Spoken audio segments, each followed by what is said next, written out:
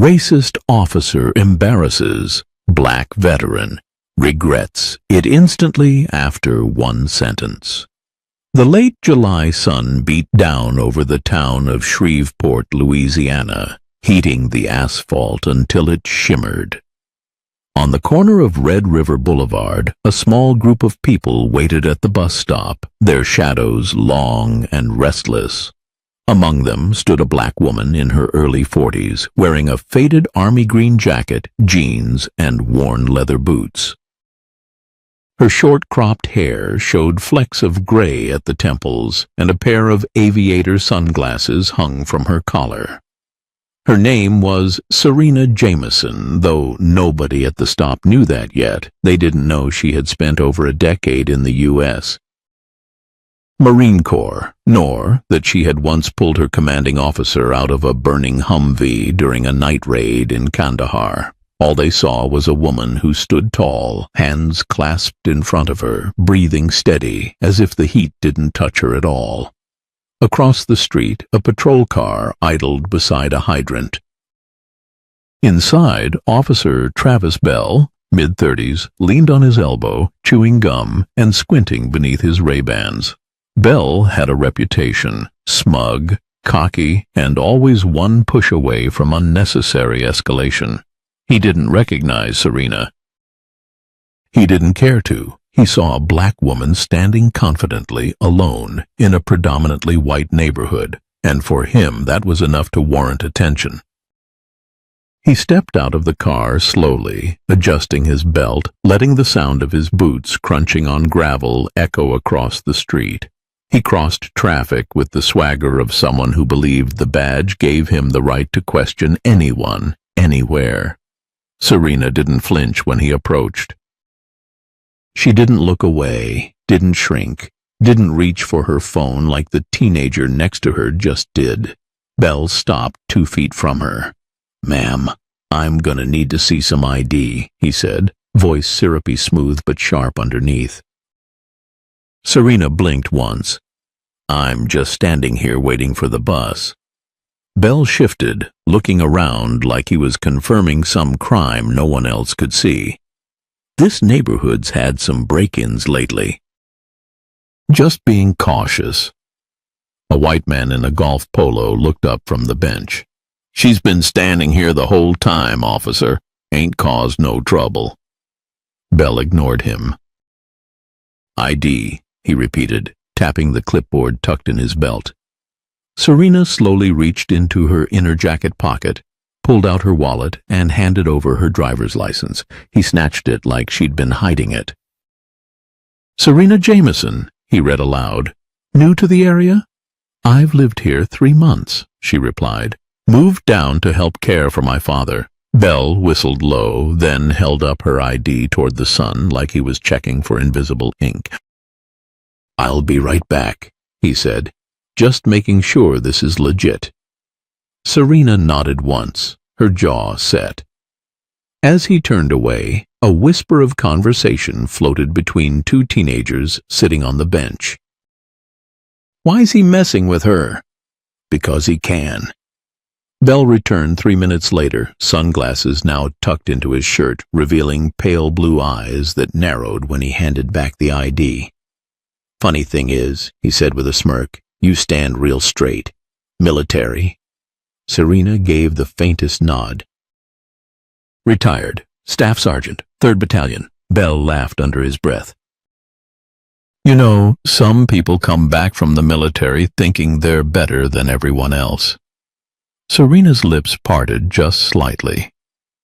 "They expect people to treat them different, like the world owes them something," Bell went on, louder now, speaking not just to her, but to the people nearby. "But around here we all follow the same rules. Doesn't matter what uniform you wore." Serena didn't reply, not yet. Bell stepped a little closer, his voice dripping now with something more than arrogance. "You walk around with that stiff posture like you're still in charge, but you're not. I am." And that's when Serena finally spoke. One sentence that changed everything. I bled on foreign soil so people like you could keep pretending you're heroes." The words fell with the weight of a grenade. The teenager filming from the bench let out a stunned "whoa" and tilted his phone toward the officer's face. Bell blinked, momentarily unsure how to react. "What did you just say?" he asked, the smirk fading from his lips. Serena stepped forward, slow and deliberate. "I served my country with honor, for years. I've seen men like you scream at children, then run when the bullets came. You want to embarrass someone to feel important? Pick a fight you can win." The silence around them was suffocating.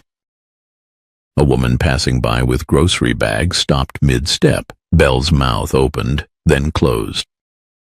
Behind him, another patrol car pulled up. The officer inside, a black woman named Angela Ricks, stepped out and took in the scene with sharp eyes. She recognized Serena instantly.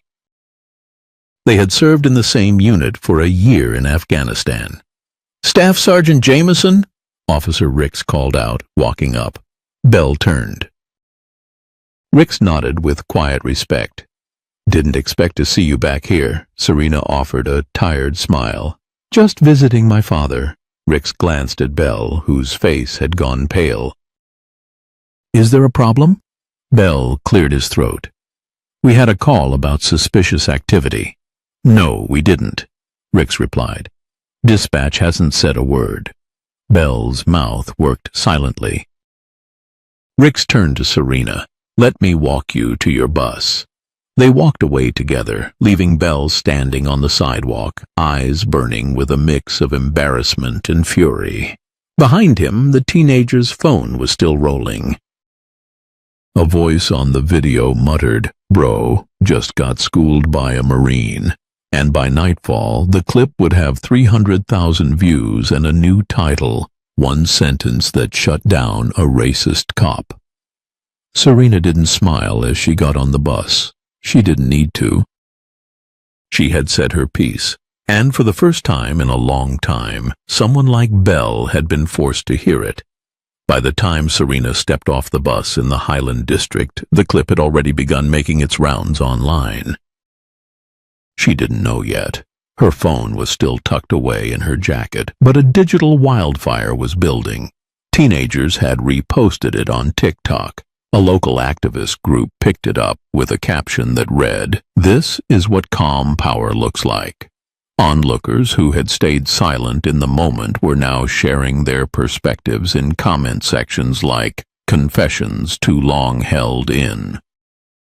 But Serena wasn't focused on that. She walked past a row of aging houses with front porches that leaned just slightly to one side. Her father's home sat at the end of the block, shaded by a massive pecan tree whose roots had long since cracked through the sidewalk. She pushed open the creaky wooden gate and walked up the path. Her father, Walter Jameson, sat on the porch with a crossword puzzle and a half-empty glass of sweet tea. He was in his 70s now, lungs weakened by decades of factory work and a quiet life spent watching history repeat itself. He looked up as she stepped into view. "Took you long enough," he said, the corner of his mouth twitching. "Bus broke down 3 stops from here," Serena said. "Or maybe the universe wanted to make me late." Walter gave her a knowing glance, eyes narrowing. "You all right?" Serena hesitated, then, "Yeah. Just had a moment with a cop, nothing new." Walter exhaled slowly, his expression hardening. "Same damn story. Different badge." They sat in silence for a minute, the kind of silence shared by people who didn't need to fill the space with words. Serena leaned back in the old rocking chair beside his and let the wood creak under her weight. "I told him one sentence," she said finally, "and you should have seen his face." Walter chuckled. "Bet you hit harder with that mouth than with a rifle." "I did today." Before either of them could say more, a loud ping echoed from inside Serena's pocket. She pulled out her phone. 37 missed notifications, 3 voicemails. Dozens of messages, and at the top, a link from an unknown number with the caption, "You went viral, Staff Sergeant." She tapped it. The video had been edited. Zoomed in, captioned, her face, her voice, that one sentence. "I bled on foreign soil so people like you could keep pretending you're heroes." The view count ticked up with every second. Serena stared at the screen for a long moment. Then she shook her head. It's out there. Walter didn't ask what she meant. He just leaned back, eyes narrowing. "You ready for the noise that comes with that?" "I've handled worse," she replied. "Bullets don't tweet." Later that evening, Serena's phone rang again, this time from a familiar number. Angela Ricks. "Hey," Angela said, her voice clipped and quiet. "You at home?" "Yeah. You might want to stay there." "Bell's pissed, not just at you, at the fact that he's trending for the wrong reasons." Serena didn't blink. "He brought it on himself." "I know, but people like Bell don't handle shame. They twist it. Make it look like they're the ones under attack." Serena could hear the tension in Angela's voice, a tightness behind the words. "You okay?" There was a pause. "They pulled me into the watch commander's office this afternoon," Angela said. "Asked why I didn't de-escalate the situation, why I let you undermine a fellow officer's authority." Serena sat forward. "You serious? Dead? You were the only one who did the right thing out there. Doesn't matter. Bell's already spinning the story. Says you were confrontational. That you refused to comply. Claims your body language was aggressive." "Body language?" Serena repeated, her voice low. Angela's voice dropped even lower. "He filed an incident report, Serena. It's official now. Says you were hostile and threatened him." Serena stood. "He's trying to rewrite what happened. I thought you should know before it gets worse." "Thanks." Angela hesitated. "I've seen this before. They'll bury the context, amplify the lie, then sit back and wait for public opinion to turn." Serena's voice was quiet, but it carried weight. "Then I'll remind them what the truth looks like." The call ended. Serena looked down at her hands. She'd faced insurgents, ambushes, roadside bombs, but none of those had ever looked her in the eye and smiled while lying. The next morning, she met with a local attorney named Grace Keller, a former public defender who had turned her attention to civil rights after years of watching systemic failures play out in courtrooms like tragic theater. "I saw the clip," Grace said as they sat in her office. "It's powerful, but it's also dangerous for you. Because it threatens someone's ego? Because Bell's not working alone. I've pulled a few threads, and this isn't the first time he's made up incident reports. Just the first time someone with a voice called him out in public." Grace handed her a folder, 3 cases, all dismissed. All involved black residents, all with eerily similar language in Bell's reports. "He uses the same phrases," Grace explained. "Aggressive stance, non-compliant tone, unprovoked hostility. These words are loaded. They don't just describe behavior, they manufacture threat." Serena scanned the pages. Photos, statements, names of people who hadn't gone viral, who hadn't had a crowd watching, who had no one to vouch for them. She closed the folder and looked up. "So what do we do?" Grace smiled. "We push back." "Not in court, not yet. First we gather. We bring those people together, their stories, their footage, their voices." You said one sentence that stopped a man like Bell cold. Imagine what a dozen stories like that could do. Serena sat back. Her shoulders relaxed, just slightly. "I didn't ask for this fight," she said. "No," Grace agreed, "but maybe you're the one meant to win it." Outside the office, the city continued as usual. Traffic lights blinked. Radios played. People laughed in cafes, but under the surface, something had shifted. The story wasn't just about a cop and a veteran anymore. It was about a system and the woman who wasn't afraid to stare it down. The morning air was thick with the scent of magnolia and exhaust. Baton Rouge buzzed like any other southern city waking up. Trash trucks groaned through narrow streets, old men gathered on stoops to talk about nothing, and students stumbled toward school in clumps, earbuds in, eyes down. But inside a small community center on 4th Street, the real noise was just beginning. Serena sat in a folding chair, surrounded by a half-circle of strangers. Each person held a story, a scar. A silence that had lived too long without space to breathe. Grace stood at the front, clipboard in hand, the kind of woman who didn't command attention with volume, but with sharpness. Her words were careful, but her tone cut clean. "We're not here to start a war," she said, eyes scanning the room. "We're here to bring truth out of hiding, and sometimes that's even harder." To Serena's left sat a young man with short dreads and wary eyes. Jamal, a local EMT who had been detained by Officer Bell after trying to help a collapsed man outside a bar. Bell accused him of impersonating a medic. Jamal lost his job, got it back 6 months later, no apology. On her right was an older woman named Ruth, her hands folded tightly in her lap. Her son had been stopped 3 times in 1 week by Bell and his partner for matching a description. The last time ended with a bruised cheek and a broken phone. They took turns sharing. The room swelled with frustration, quiet nods, the occasional scoff, and when it was Serena's turn, she spoke plainly. "I wasn't trying to go viral," she said. "I was trying to buy a drink and go home." Silence. Then Jamal leaned forward. "But you said something." Loud enough that it cracked through the glass. Serena exhaled. "I only said what I needed him to hear."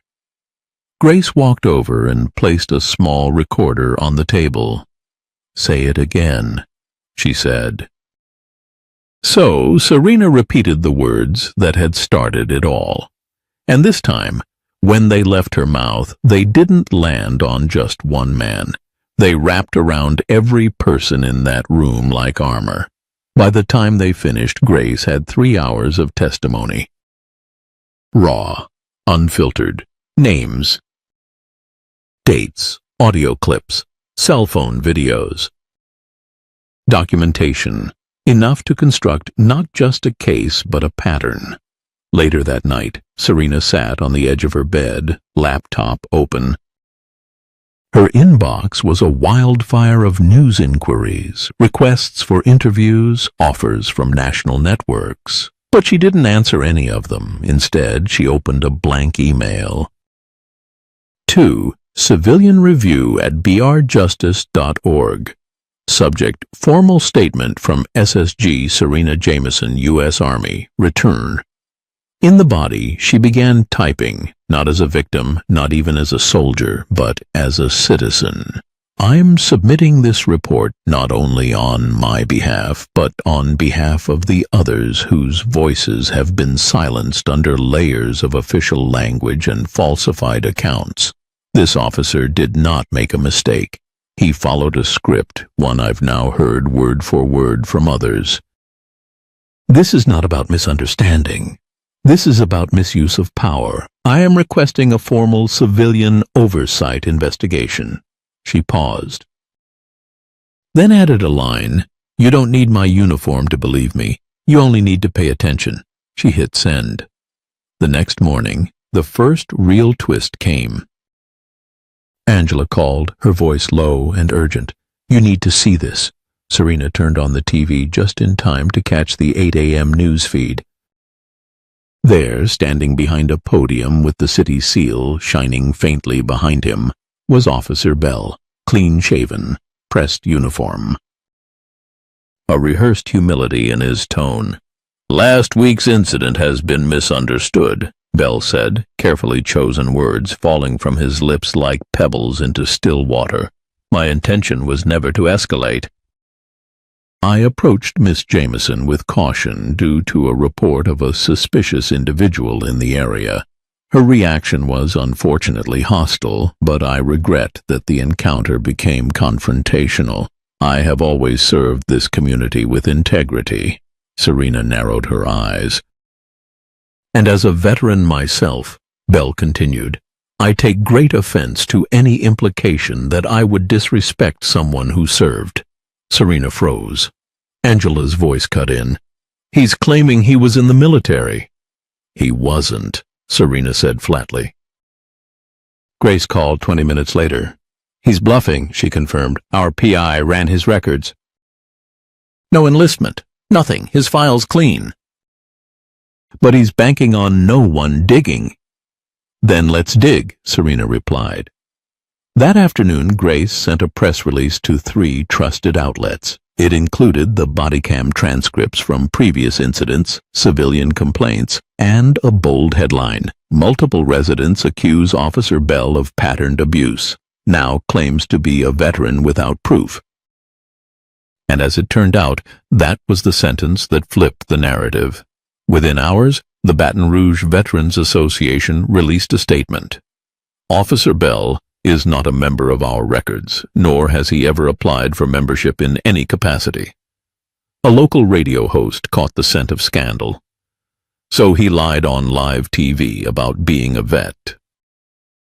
"You don't just fake that. You don't throw that around for clout." The internet did what it always does next. They pulled old yearbook photos, found a video from Bell in 2015 hosting a Back the Blue fundraiser where he'd said on tape, "My cousin was in the Marines. I could never do it myself. Too much structure." That clip alone clocked over 1 million views in 12 hours.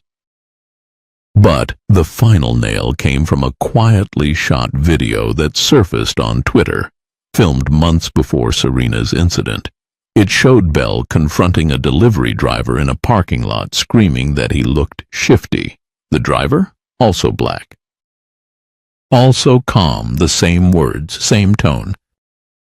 Same cop. And just like that, the narrative snapped. This wasn't about one sentence anymore. It was about the echo behind it, the years of silence, the pattern now too loud to ignore. Serena turned off the screen and stared out her window. The streets looked the same, but she could feel it. Something had shifted, and Bell, once untouchable behind a badge and a smirk, had finally found himself where no shield could protect him, under the weight of the truth. The following Monday, Baton Rouge's skies hung low and gray, as if the city itself sensed the mounting tension.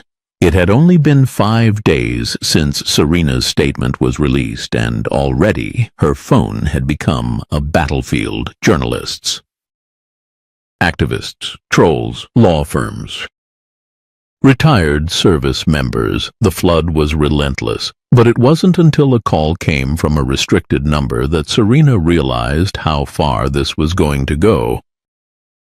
"Miss Jameson," said a voice, crisp and official. "This is Captain Melissa Rhodes from the Louisiana State Attorney General's office. We'd like to meet in person. It's regarding your formal complaint against Officer Bell." Serena paused, surprised. "You're moving on it already?" There was a short silence, then, "Let's just say the state's been waiting for a push." They met at a neutral site, a municipal building tucked behind a library in downtown Baton Rouge. The room was plain, the walls a dull beige, with one long table and 2 chairs facing each other. Captain Rhodes wore no badge, just a tailored gray suit and a gaze that didn't flinch. She wasted no time. "We've opened an inquiry. You're not the first person to complain about Bell, but until now, no one had enough documentation or credibility that couldn't be spun." Serena folded her arms, lips pressed. So it took a veteran with a public platform to make it real. It took a veteran who didn't back down after the noise died, Rhodes corrected softly. The department's internal affairs is stonewalling, but our team has a subpoena in motion for Bell's personnel file. Then Rhodes slid something across the table, a transcript, an internal memo dated 3 months earlier, detailing a prior warning against Bell for excessive language during a civilian stop. Serena read silently. Her eyes narrowed. And this got buried? It was labeled resolved with verbal counseling, Rhodes said flatly. Standard procedure for a department trying to keep its nose clean. Serena shook her head slowly. So it's deeper than him. We think so, Rhodes nodded. Which means we have to be surgical, strategic. As she left the meeting, Serena's mind reeled. She'd come here to report a cop for humiliating her. Now she was the reluctant spearhead of a case potentially pulling back the curtain on an entire culture of misconduct. That night she called Grace. I need to know everyone who came forward during our last session. I want to meet with them, not just for the investigation, for something bigger. Grace hesitated. Serena, you sure you want to take this on? You're not the department. You're not a lawyer. You're one person. I'm a person with receipts, Serena replied, and it's time they're seen. 3 nights later they gathered again, this time in the gymnasium of a local church that had quietly offered its space after hearing what Serena was doing. Chairs circled the center. Lights low, phones on silent. Jamal stood first. I just want my name cleared. I got my job back, but every time a new manager comes in, they see that report. The suspicion sticks. Ruth nodded solemnly. And they always use the same line. We're just following up. What they mean is, we still don't trust you. Serena stood before them all, a whiteboard behind her, marked with timelines and name tags. I'm building a formal coalition, she said. Every statement we collect will be anonymized unless you approve it. This isn't just about Bell anymore. It's about a system that enabled him. We're calling it the Resilience Project. Angela, seated in the back, raised a hand. Why that name? Serena's gaze swept the room. Because every one of us kept going. They bruised us, shamed us, ignored us, but they didn't break us. That matters. The crowd nodded slowly. The silence wasn't heavy. It was solid, grounded. That same week, local news coverage shifted. The Baton Rouge Independent released a 3-part exposé. Headline, Pattern or Prejudice? Doesn't speak out against Officer Bell. The story quoted Serena's statement, included a timeline of his prior complaints, and most damning, revealed leaked body cam footage from 2 years ago showing Bell slamming a teen against a squad car after a stop for a missing bike report. The teen had been the wrong person. The clip was grainy, but the voice was unmistakable. You think you're untouchable? You're lucky this isn't the old days. It went viral within hours. Bell didn't appear at his usual post the next morning. The city buzzed. But the real twist came 2 days later, when the Baton Rouge PBA, the Police Benevolent Association, released a statement. We cannot, in good conscience, continue to offer legal support to Officer Jason Bell in light of recent evidence contradicting his public statements. That kind of distancing was rare, public, deliberate, strategic, and it sent a message. Serena watched it unfold from her living room, sitting cross-legged in sweatpants and an old hoodie, phone buzzing non-stop. Angela sent her a simple text. He's unraveling. And yet, even as the walls closed in on Bell, Serena knew something deeper. The system wasn't collapsing. It was adjusting, repositioning. She could feel it in the headlines that now centered her as the problem. Disgraced officer's accuser turns activist. Veteran pushing anti-police agenda? The twist wasn't that Belle might go down. It was that they'd try to paint her as the real threat. But she wasn't afraid, because the difference between noise and movement doesn't stop when the shouting dies. It just gets quieter, sharper. And right now, Serena Jameson was sharper than she'd ever been. The morning Serena Jameson walked into the City Hall chambers, Baton Rouge was buzzing with a different kind of energy. There were no sirens screaming through the streets, no protesters holding signs. Just a thick, quiet tension, the kind that sinks into your bones before a storm. The hearing was scheduled to begin at 9 a.m. sharp. It wasn't a criminal trial yet. It was an oversight committee session, the city's way of publicly appearing transparent while privately calculating damage control. But what made this one different was simple. The public was invited. And Serena had brought backup. The moment she entered the glass atrium, all eyes turned. She wore a tailored navy suit, clean white shirt, boots polished but modest. No medals, no banners, but her presence commanded the room more effectively than any uniform. Walking beside her was Jamal Jefferson in a gray sweatshirt, Ruth Delgado in a floral blouse with defiant red lipstick, and behind them a line of Baton Rouge residents, all of whom had submitted statements to the Resilience Project. Across the room, Officer Jason Bell sat stiffly in a dark suit, eyes sunken, fingers nervously tapping his thigh. His lawyer, Harold Pennington, a rotund man with expensive hair and a louder voice, glanced toward Serena with disdain so thick it could stain marble. They weren't here to confess, they were here to spin. Council member Ellis, a woman with salt and pepper hair and a measured tone, struck the gavel. This hearing is now in session. We will be reviewing community-submitted complaints involving Officer Jason Bell and will consider recommendations for formal disciplinary action. Serena's name was called first. She stepped up to the microphone, adjusted it once, and scanned the room. Bell wouldn't look at her, but that didn't matter. She wasn't speaking for him. She was speaking for everyone who had ever been made small in public and told to accept it.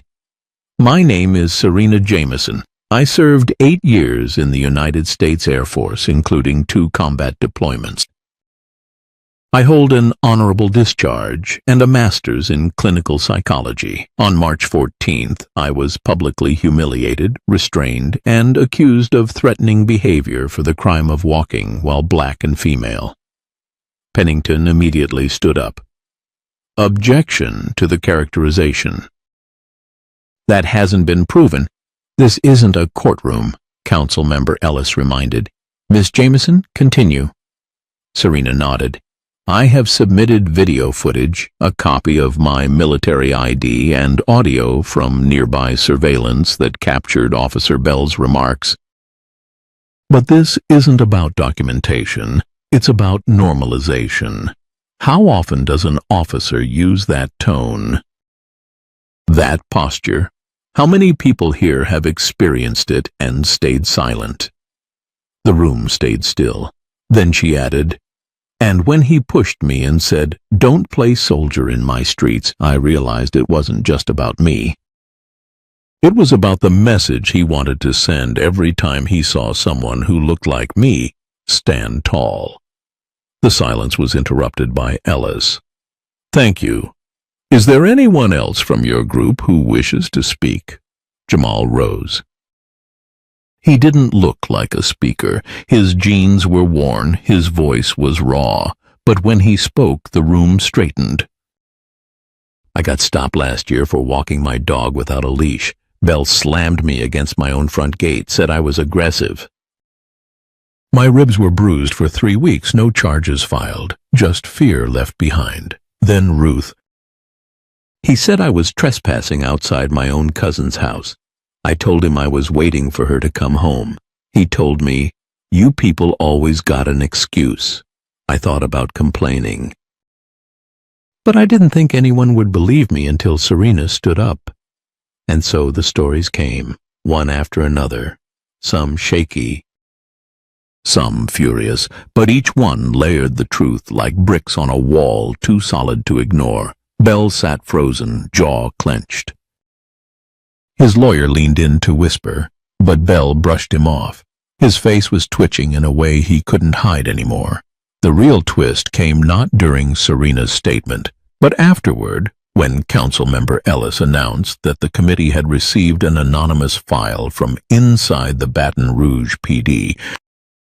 It was a set of internal logs, redacted reports, repeated use-of-force complaints, audio clips from dash cams that never made it into evidence, and, most damning, a memo from 2021 in which Bell was formally warned about using racially coded language during stops. A supervisor had noted, "This officer demonstrates a pattern of antagonizing black civilians." Pennington tried to protest. "This is hearsay. It's inadmissible. Who even leaked this?" But Ellis ignored him. "This isn't a trial. This is oversight, and it seems your client's record tells its own story." The chamber buzzed. Council members exchanged glances. Camera phones clicked from the public seating. Serena didn't flinch. She simply watched Bell shrink, slowly, silently. But what hit the hardest came next. Councilmember Brooks, a former police officer himself, looked Bell square in the eye. "You looked a decorated veteran in the face and told her she didn't belong on your street. Tell me, Officer Bell, what street do you think she belongs on?" Bell's mouth opened, then closed, and stayed that way. No spin, no response, because the truth had finally spoken louder. Later that evening, Serena stood outside the chamber steps with Jamal and Ruth beside her. Reporters swarmed, but she raised her hand once, and they stopped. "One sentence," she said. That's all it took for him to lose control. And that's the power we all carry when we stop letting fear decide how we speak.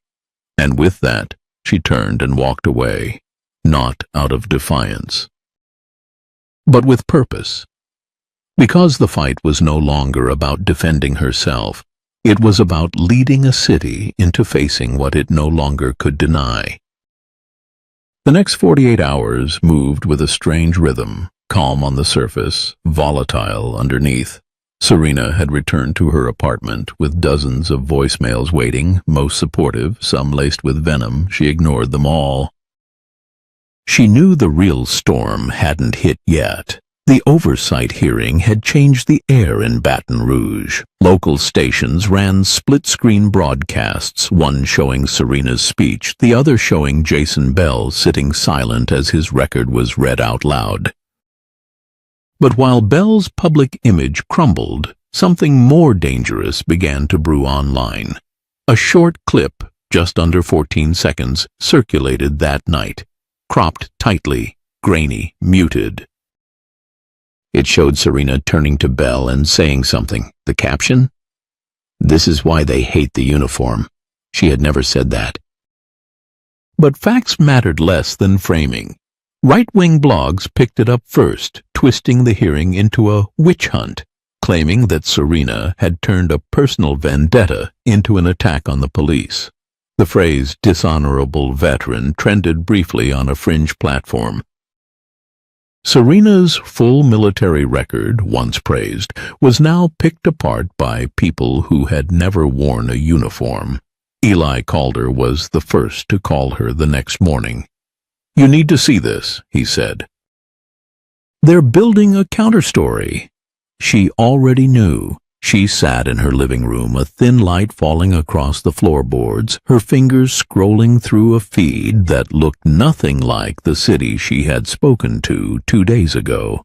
There were comments like, "Just another angry black woman who thinks being a vet makes her untouchable," and, "If she's so calm under pressure, why's she always filming herself?"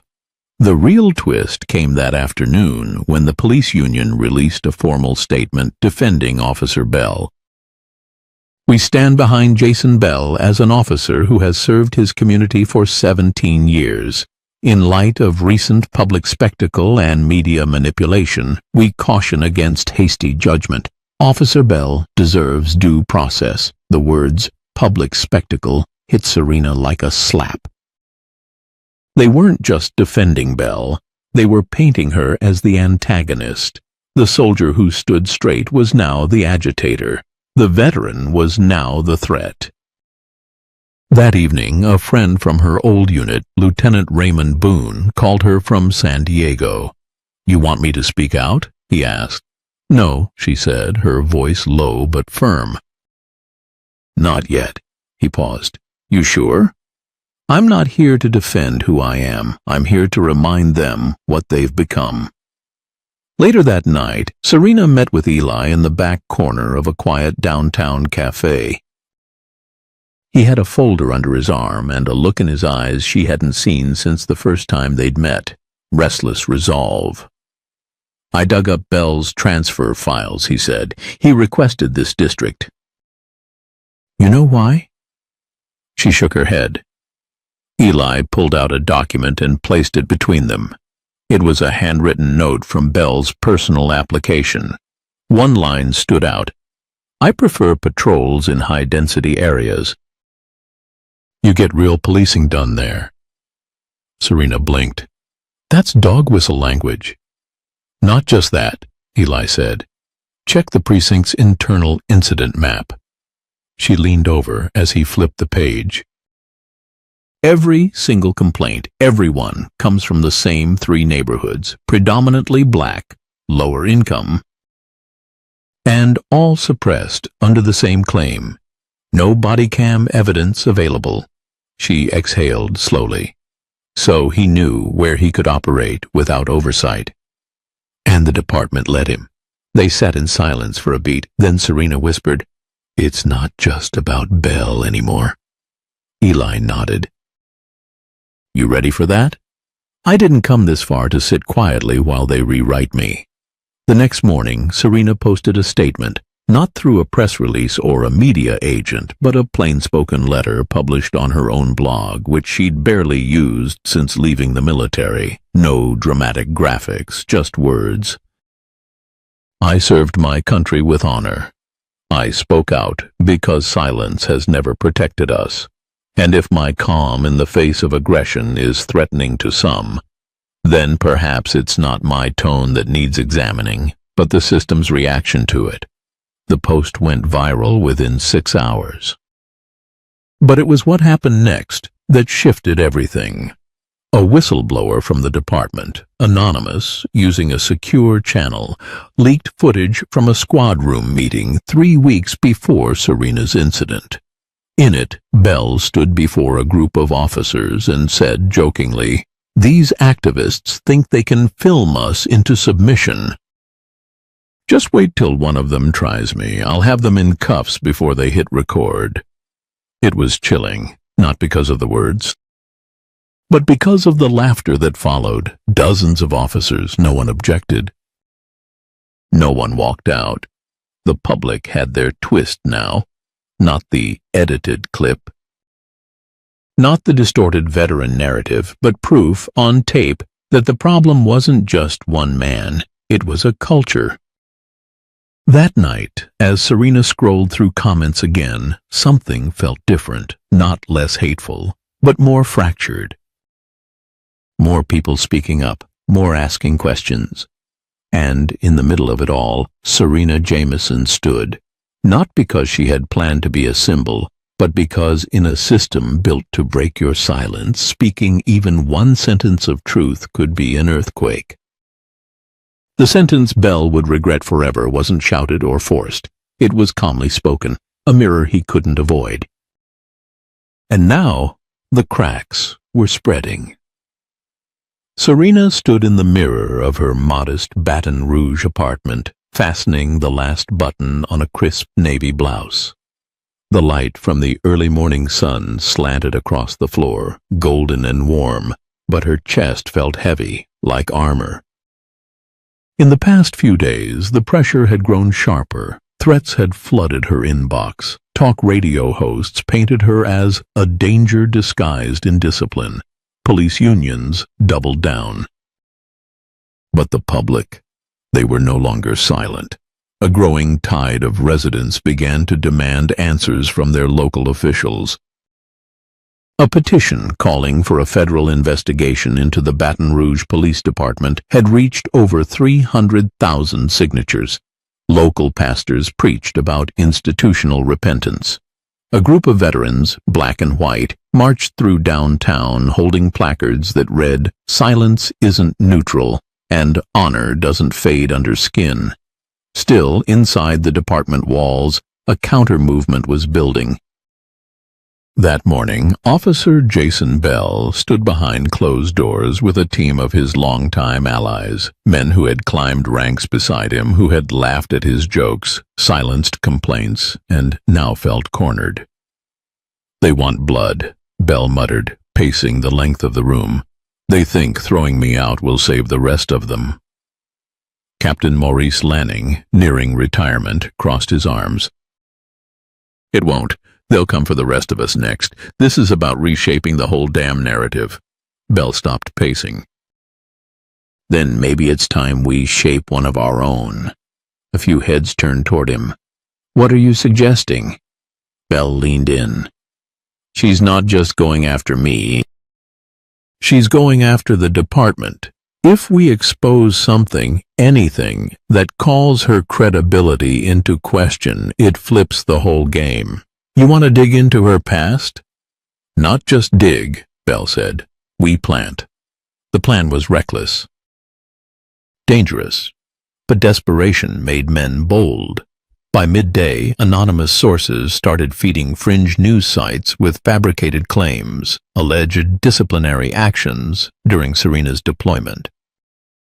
A falsified accusation from a fellow soldier buried in redacted documents resurfaced. One outlet ran the headline, "Serena Jameson, decorated or deceitful."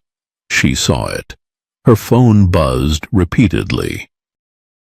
Friends texted warnings, but Serena sat still, unmoving at her desk, eyes locked on the screen. This wasn't her first war. It was just a different battlefield. Eli called. "They're trying to drown you in noise. They think if they muddy the waters enough, people will forget where the fire started." "Then it's time we burn brighter," she replied. She didn't wait. Serena gathered her documents, official commendations, deployment records, letters of honor from her commanders. She scanned everything into one massive digital archive, time-stamped, verified by JAG contacts from her time in the service. Then, with quiet precision, she scheduled a live stream. No flashy graphics. Just a black screen with white text. "The truth, tonight, 7 p.m. CST. She spoke for exactly 8 minutes. She didn't shout. She didn't accuse. She told her story again, from the street where Bell confronted her, to the sentence that had shattered his authority. "I never intended to become a symbol," she said, her voice measured but edged with exhaustion. "I just refused to be erased. And I won't allow you to erase my record either." She showed the receipts. Every file, every citation, every signature. The reaction was immediate and explosive. Mainstream outlets scrambled to retract the smears. The Department of Defense issued a rare public clarification. "Lieutenant Serena Jameson served with distinction. There are no disciplinary records associated with her file." But the moment that turned everything upside down came just hours later, when a rookie cop named Nathaniel Roy, just 24, released his own body cam footage from a training session led by Bell 6 months prior. The footage, raw and uncut, showed Bell joking with officers in the locker room. "You know what's the best part of a pat-down? If they twitch, you get to say aggressive behavior works every time on them." Them. Everyone in the room had laughed, but the rookie's face in the video didn't move. And now, 6 months later, he had released it. "I didn't speak up then," he wrote in his statement. "But seeing Serena Jameson speak truth into a crowd and never flinch made me realize silence is complicity. It broke the dam." Other officers began stepping forward, quietly. One shared a screenshot of Belle messaging a private group chat. "She needs to be made an example of." Another revealed internal memos that showed complaints being discarded with post-it notes reading, "Handled verbally." Eli was stunned. "You gave them permission," he told Serena that night. "Not because you asked, but because you went first." She didn't answer, but her eyes glistened. Not with victory, but with the fragile weight of knowing her survival was inspiring others to finally speak. Meanwhile, inside the department, panic spread. A high-ranking lieutenant resigned. A city council member publicly called for an emergency session, and for the first time in a long time, the mayor stopped hedging and declared, "We will not allow corruption to wear the badge of our city." Jason Bell, he doubled down. The following morning, Bell went live on a conservative podcast, angry, unfiltered, daring the department to punish him. "I've served this city longer than she's been out of high school. Let's see if their so-called justice means anything." But as he spoke, comment after comment flooded the stream. "We saw the video. You lied." She stood. "You cracked." Bell's voice faltered. He ended the stream early. The tide had turned. Yet Serena knew the fight wasn't over. Not until every shadow was accounted for. Not until the badge protected the innocent, not the insecure. Not until truth stopped needing defense. That night, she stood by her window, phone in hand, watching the lights of Baton Rouge flicker in the humid dark. And then she opened her camera and recorded one sentence. Not for them, but for herself. "You tried to define me with lies, but I speak with proof, and the world is listening now. Would you like me to continue with Chapter 8? The morning air outside City Hall was humid, thick with anticipation. News vans lined the sidewalks. Reporters with notepads and wireless mics milled about under the early sun. Baton Rouge was wide awake, and every camera was aimed at the front steps where a podium waited. At 10:02 a.m., Serena Jameson walked through the front doors flanked by 2 attorneys and Eli Calder, her unlikely ally turned brother-in-arms. She wore a simple black blazer over a pale blue blouse, her posture upright, her face unreadable but calm. As she reached the podium, a flurry of camera shutters sounded like distant rainfall. She paused. She didn't glance at the crowd. Instead, she looked skyward just for a breath, as if remembering someone. Then she spoke. "When I first came back from deployment, I thought the hardest thing I'd ever do was adjust to silence. No sirens, no orders, no gunfire. Just the quiet." Her voice rang clear and even, slicing through the noise. But silence is dangerous when it means complicity. And in my country, in this city, too many people in uniform have used silence as their shield. She raised a printed copy of the city's internal review. "This report confirms what you all now know, that I was unlawfully detained, falsely accused, and publicly humiliated by Officer Jason Bell with full knowledge and passive complicity from others in the Baton Rouge Police Department." She let the words sit. Then, softer but firm, she added, "I didn't come here today to relive my trauma. I came to make sure it doesn't become yours." Behind her, a large screen flickered on, displaying a timeline of the case annotated in red. Footage played, brief but damning, showing Bell pinning her against the wall the moment her ID was ignored, the smirk of arrogance as he dismissed her record, and then the quiet power of her standing without flinching. In the crowd, some gasped, others just nodded, already knowing it in their bones. Jason Bell was not present. Hours earlier, it had been confirmed he'd tendered his resignation after being served with formal misconduct charges. His pension was under review. His name removed from the department's wall of honor. But Serena's battle was never about him alone. As she closed her statement, her eyes scanned the crowd, not with anger, but with intention. To every black woman who's been told to stay quiet, to every veteran whose service was reduced to suspicion, to every citizen who's been treated like a threat before being treated like a human, this story isn't mine anymore. It's ours. Applause erupted, not the polite kind, but a thunderous standing surge that echoed down Main Street. But even as flashbulbs flared and chants started to form, Serena stepped down, avoiding the spotlight. She preferred real work over headlines. In the days that followed, two major developments unfolded. First, the Department of Justice announced a civil rights investigation into the Baton Rouge Police Department, citing Serena's case and the testimony of others who had come forward in her wake.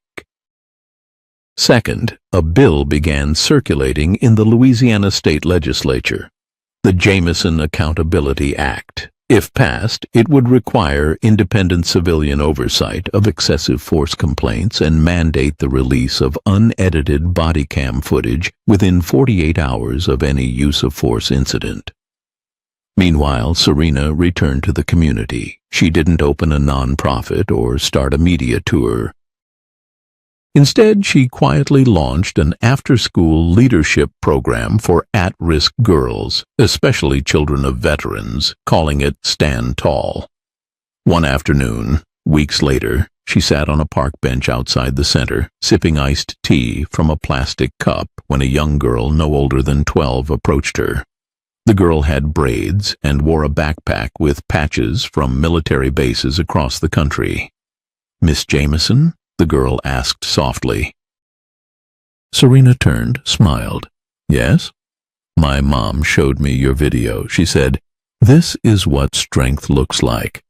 I just wanted to say, thanks." Serena blinked. The words hit harder than she expected. She leaned forward, her voice gentle. "You know what strength really is?" she asked. "It's remembering who you are when the world tries to tell you you're not enough." The girl nodded, then turned and ran off toward the playground, her backpack bouncing with each step. Serena watched her go, and for the first time in a long while, she felt something deeper than vindication. She felt legacy. That night, a final video went live on Serena's YouTube channel. A quiet, direct monologue, no fancy edits. Just her face against a dark backdrop. "I stood my ground. I told the truth." But the truth doesn't live in courtrooms or headlines. It lives in all of us. So if this story meant something to you, don't just remember it. Share it, teach it, speak it. Her eyes held steady on the lens. And if you ever feel alone, just know someone's already walked the fire, so you don't have to walk it barefoot.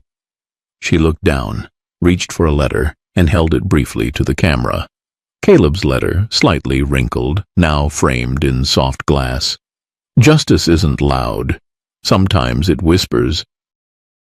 Make sure you're listening. If Serena's story moved you, don't let it end here. Like, share. Subscribe. Be the voice that breaks the silence.